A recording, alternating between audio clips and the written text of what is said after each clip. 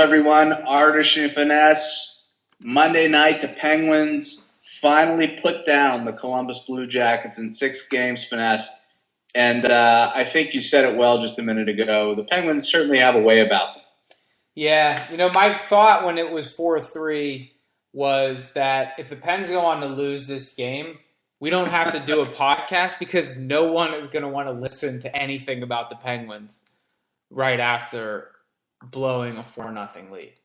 Wouldn't you have just completely shut down for the next 48 hours? Probably. I mean, what is there to say about this team? There's never a simple narrative. There's never a simple game, it seems like.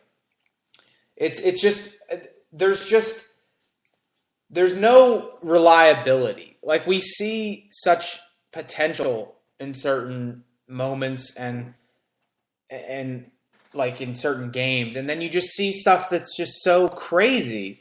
And you just yell at the TV, what are you doing? Why are you doing that? You just want to, I don't know if you want to shake somebody or just sit them down and put your arm around them. Rob Scuderi and Chris Letang would be like, hey, what are you doing, man? What's going through your head right now? But, look, we won the game. So it's all's well that ends well. Yeah, I mean, there's a positive spin to everything that transpired here. We've been through series like this the last few years that haven't ended well. This one did, and if there's one thing that we know from many, many years watching the Stanley Cup playoffs, adversity is not a bad thing. It's a good thing. If you survive to play another series, it's pretty much always a good thing. Yeah, I agree, except in this case, I don't feel like it was normal adversity necessarily. It's sort of like a pattern of self-inflicted adversity. Yes. And I'll say this, and I don't want to take credit away from the Pens. I don't want to diminish what the Pens have accomplished, but Columbus is not that good. They're just really. I think one of the big themes that I take away from this is that Columbus isn't really that good. No, they're not that good.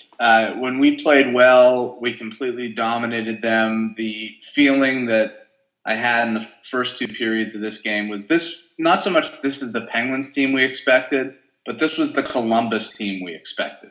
A Columbus team that couldn't compete, a Columbus team that we were really lucky to draw in the first round, a Columbus team that we were almost certain to beat in 5 games, and we really should have beaten in 5 games. That's what I was thinking, not how great the Penguins were playing. It's sort of what we expected of the Penguins.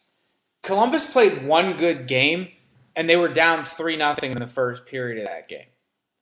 Yeah. So, I think it's important that the Pens won this, and I do like what you said before, that this is craziness that we've seen with the Penguins the past couple years. And I think winning the series, maybe we're past it, the craziness, but I can't count on that. Couldn't something really bizarre happen in game 1 of the next round? Yeah, anything could happen. I just heard that Brandon Sutter was on the bench for the end of that game. Were you aware of that? No, I'm not aware of that. It hasn't been confirmed, but that's really big. I mean, after all we've been through this year with Brandon Sutter, I find myself just praying that Brandon Sutter is going to be okay. And that's just a very bizarre feeling to have at this point. Well, what leadership from Sutter to be out there with the boys. If he truly was on the bench at the end of that game saying, let's go, boys, come on, boys, he's taking his whole persona to another level. He's trying to be like Sid in Game 7 against Detroit. Right. Except he didn't take that one ceremonial face-off. It really would have been – it would have blown the roof off of my whole experience if Brandon Sutter, tried to test the leg. Yeah. If he, got out there and, circled around a couple times. During a whistle, he goes out there, puts a little weight on the knee. One thing I really enjoyed, I don't know if you noticed, but in the last minute of this game – who was out there up front for the Penguins but Craig Adams, Tanner Glass, and Lee Stepniak? Yeah, I saw that. One of the things I wrote down was why wasn't? Do we just really not trust Malkin in that situation? Well, we certainly didn't trust Neal. Well, Neal, I can understand not putting out there because I think Neal would take a penalty.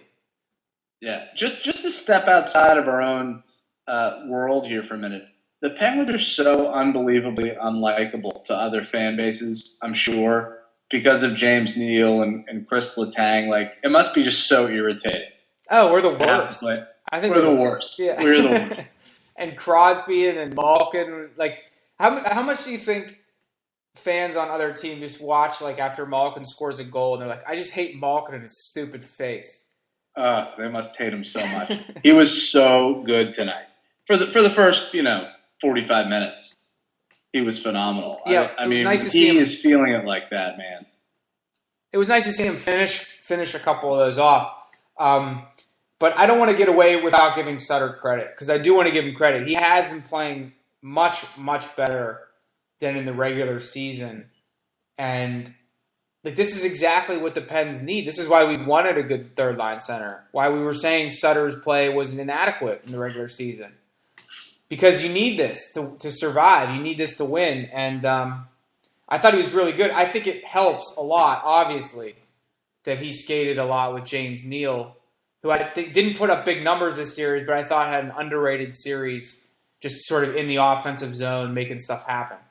Yeah, look, that whole line, including Jussi Jokinen, was really, really effective. You got to give those guys a lot of credit. And in turn, the third line tonight with Marcel Gotch and Bo Bennett and Stepniak had a number of really good shifts. And I was just looking at the box score. Those guys, at least Gotch and Bennett, only played about 11, 12 minutes. I see 13 for Gotch. Maybe you need to refresh. That's really surprising, given that Sutter and Vitale missed some time. I would have expected those guys to have a little heavier minutes. But that's the way it worked out, and I thought they were effective. Yeah, I thought Gotch in particular was much more noticeable tonight than maybe he had been at any point since he's come to the Penguins, because he hasn't had a very remarkable stay here to this point. No. But he was good. And look, if Sutter is going to miss any time, or if Vitale, who looks like he might be seriously injured, is going to miss any time, you need that center. You need a third center, and you're not going to be able to play Crosby and Malkin together if Vitale and Sutter are both out. Right. Speaking of there not being any simple narratives with this team, there were a couple of narratives that were taking hold right at the start of the third period, and the big ones I think were Bylsma coached an incredibly effective couple of last games. I mean, the guy, you got to give him credit. He takes all the heat when we're losing. I don't think I can recall in the playoffs him making personnel adjustments that were so hugely successful. And here, you got to give him credit. I know that the story has come out that Malkin and Crosby wanted to play together, but it's obviously his decision, and it was a good one. Yeah, and sometimes the best decisions are somewhat obvious. In hindsight, it's like, well, why wouldn't you play Crosby and Malkin together more? And I give him credit for doing it, because I didn't hear anybody else sort of suggesting it. And it's he gets credit, but on the other hand, it's not simple, because time after time the team breaks down defensively, and I don't know if you can pin that on him, or if you have to, because I'm sure he's not coaching Chris Letang to stop playing defense in the third period, but the coaches have to bear some responsibility for that as well. It's just not a simple formula for how well they did this series. So you're saying the third period advice to Letang is not, don't go, boys. Don't go, boys. Don't go, boys. Give it up, boys. Give it up, boys. Don't go, boys. So first and second period, let's go, boys. Come on, boys. Third period, don't go, boys. Don't go, boys. And you can't really pin any of those goals on Fleury, can you? I mean, he was phenomenal. The last two games, he was really good. Yeah, he was better. He was better. I think the first one, I don't know. It's stupid to go back and nitpick each goal. I thought he was adequate tonight. Although I'll just say that the only sort of downside with him is that, and maybe it's just me, I feel very unsettled with him in the net. I never really feel that confident. Like he plays really well at times, but I still just don't have that feeling. And I wonder if the players, they say they're very confident in him, but I wonder how confident they really feel in him. Because he's sort of like a ticking time bomb. You just don't know. I mean, if he had given up a goal from center ice with a minute left tonight, it wouldn't have been that surprising. Yeah, I didn't feel that way about him tonight. I mean, I think the first goal he was screened. The second one was a little bit soft. It kind of leaked through him. The third one, come on, the guy was wide open right in front of him. Yeah, the deflection one, I don't blame that one. I don't know if Dubinsky hit the second one at all. I couldn't tell, but I didn't. Guys got really sloppy. Craig Adams passed the puck right to Derek McKenzie. Look, it's not right in the slot, Yeah, I'm not suggesting Fleury didn't have a good game tonight. I thought he was good. I think his, .889 save percentage I'm seeing is a little bit deceptive tonight. He did have some nice saves. I thought the team played better around them. But it's sort of a matter of going forward. I don't know what he would have to do to make me feel comfortable. And this might be more of an issue that I have and need to address in my own way. But you may need some sports psychology counseling. You know what's a potential problem? I'm looking at the box score now, something I don't like. Letang was up over 25 minutes tonight. Right. Paul Martin, 27-30. Paul Martin's playing well enough. I think he can handle the 27-30. Yeah, that's just I think less is more with Letang. I don't like how just Orpik going out has now made Letang right back to being, the guy who's playing the minutes of a $7 million defenseman. Yeah. I think that's it. It's like, all of a sudden, we were sort of scaling him back after games 1 and 2. He started playing a little bit better. Or one guy gets hurt, and all of a sudden, he's back up over 25 minutes. Yeah, I agree. I think around 20 minutes is the right amount of ice for him. Still 18 minutes for Niskanen and Mata. I think they could handle 20 minutes. Yeah. Especially Niskanen. I think, what was Mata, around 18 tonight? What was Niskanen? Niskanen, 18-16. Mata, 18-02. Scuderi, 18-44. And then big ups to my boy Bob Bortuzzo with 12-24. Bobby B. Give Bilesman credit, too, for Bortuzzo over Englund. Because I thought Bortuzzo was pretty good the last couple games. Yeah, quiet. It'll be interesting to see him in a series where, the talent level is maybe a little bit more equal. I don't think that Columbus has too many threatening forwards. It'll be interesting to see how he responds to some pressure when he gets some really top-level forwards out there against him. When he's chasing Marty St. Louis or something around the defensive zone. It's going to be a little bit of a problem. And then I also think it's worth mentioning that we haven't at all, probably all series, mentioned on the podcast, in posts, in messages to each other. We have not mentioned Olli Mata's name at all, which is probably the best thing you could say about him. Yeah, and I thought he was good tonight for the most part. Yeah, he's just kind of seamlessly fitting in now, skating 18 to 20 minutes as an 18-year-old, and nobody's talking about it. It's good. That's what you want. It's amazing. So this was a weird series. We don't need to belabor it. It had the same sort of feel as that Flyers series a couple years ago. When I think it was more like the Islanders series last year. It was a lot like the Islanders series. It's the same type of first-round series the Penguins have played for years, where nothing makes sense, up is down, you don't know what's happening. I'll say this, I can't say enough how important it is just to survive it, because you need to get to a place where you can sort of feel what's happening with the team. You feel momentum building. You know when to stand up and get close to the TV. Like when we've had long runs in the playoffs, last year was a little bit disjointed and weird, but we won the Cup in 2009, when we were playing well in 2008, the early 90s, whenever the team has really come together, I spend playoff games really close to the television. That's right. That's how I know when the team has a chance. when it's almost like a gravitational pull. I can't sit down. I'm so you know what I'm talking about. I'm so amped up. I got to get close to the television. You should know, this is totally factual, that my brother and I pushed our couch up 2 feet before the game started tonight.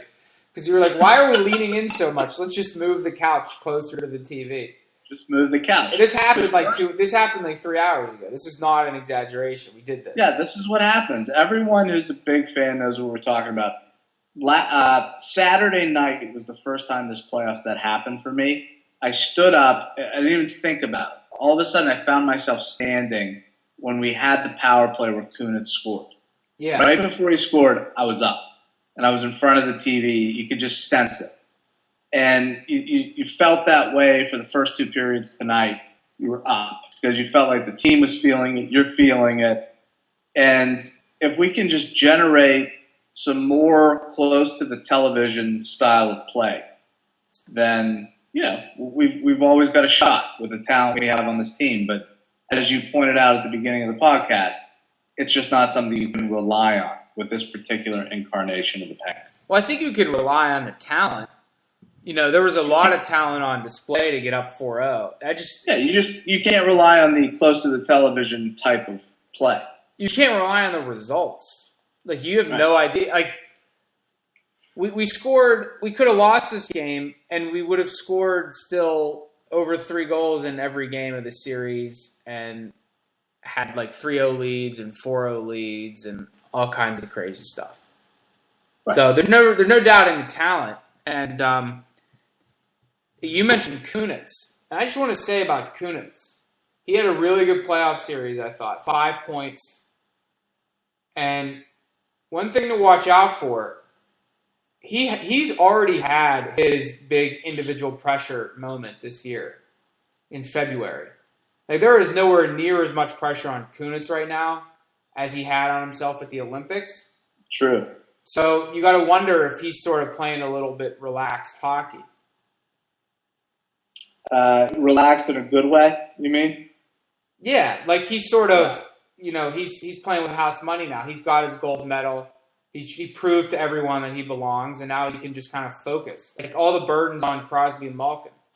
Yeah, I thought he was outstanding on Saturday night. He was good tonight, too.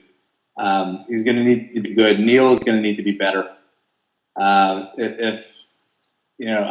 thought he was good tonight on that second line, but he's going to need to get hot. We're going to need to be a team that outscores the other team. Well, we just don't have a very good defense. We scored a lot of goals, but I don't think you can expect Neil to score a lot of goals if he's playing with Sutter. I just don't. Like, Sutter's not a high volume point creator guy. I mean, he's done well himself, but I just don't think you're going to get a couple points a night out of a line like that ever. Like, if they scored 2 goals at even strength in one game, I'd be stunned. Yeah, I mean, I continue to think we said this at the beginning of the playoffs, and it still holds true. Bo Bennett is going to need to be an offensive force at some point. And he's not being put in a position to do that right now. 11, 12 minutes a night playing with Marcel Gotch as a center. It's just not going to happen. Yeah, he's just sort of drifting. Like, he's just sort of out there when he's not with better players. Right. He needs a little more space. So... Well, what do you think? So who do you want in the next round? Flyers or Rangers? Well, coming into the playoffs, it was an easy answer. I would have told you I wanted the Rangers, but now it's a little less clear to me. I don't know if you've been watching those games, but New York is a good team. Very good. I think that they're a real dark horse in the East right now. I think they could come out of the East if they get top-level play from Lundqvist, because they're pretty solid. They're deep in a way the Penguins aren't. I mean, they don't have great talent in their bottom 6. They really haven't in recent years, but it's a lot better than ours. And they've got some pretty high-end talent on the top 2 lines, a solid defense, and they've got Lundqvist, who we've never had that much of an issue with. But he's capable of taking them on a good run. But I wonder if, even though I do think New York is a better team than Philly, if we're better off playing New York because you could get a normal playoff series against them, where all bets are off if we play the Flyers. No question about that. Like anything could happen in that series. Wouldn't even Chris Letang could score 11 goals. Chris Letang could take his skate off and try to kill somebody on the ice. He could shoot the puck in his own. He could be awarded a penalty shot and score in his own net on a penalty shot. Like there's really nothing that's off the table if the Pens play the Flyers. And I don't want that. I need a little bit of sanity. I think the Penguins would be better served having a second round against a legitimate, really good opponent that just wants to play 5-on-5 hockey, play a 2-1, 3-2 game, and try to win that versus whatever kind of shit show it would be against the Flyers. Maybe. I've never had less of an idea what's going to happen. Ever. Than I do going into the second round series. I have no idea. I think we know it's going to be harder than Ottawa last year. Yeah. So let's not dance around this subject. There's been a lot of talk about Crosby today on the internets. Is he hurt? There was a GIF that we were looking at today. I think it was in Sean Conboy's excellent article about Sid, where it looks like he's clearly favoring the upper body. What did you think about his performance tonight? This is strange. There's a fight right now in the Sharks-Kings game. It's sort of unusual to see. Yeah, especially as you get late in the series, you don't see a lot of fights. I don't know what that's all about.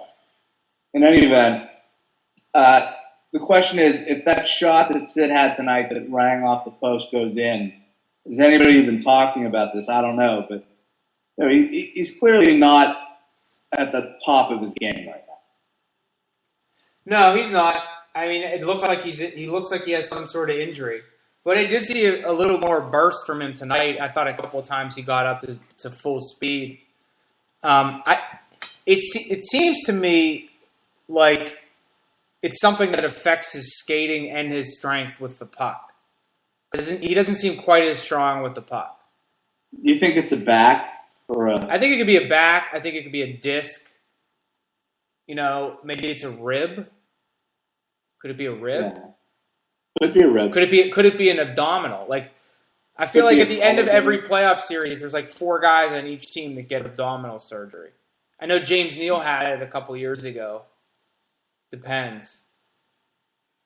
Maybe they're popping abs out there. Anything's possible. It could be like the Steelers. It could be smoking pot, popping abs. Popping buys, popping tries. Maybe a pec. Maybe it's a pec.